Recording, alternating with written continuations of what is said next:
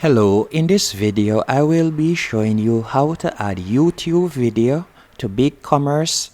The first thing you want to do once on Bigcommerce dashboard, you are going to go over to the left hand menu section and you are going to select storefront.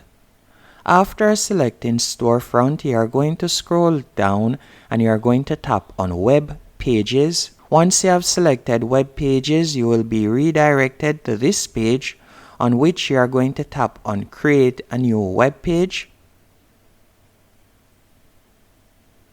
After selecting create a new web page, you are going to scroll down and from here you will see the YouTube icon as you can see right here. All you have to do is simply tap on it. Then you'll go onto YouTube and you'll copy the URL of the video that you would like to post on your Bigcommerce website.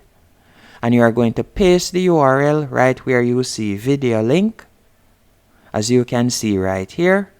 Then you'll simply tap on insert. And from here you'll simply tap on save and exit, and that's it.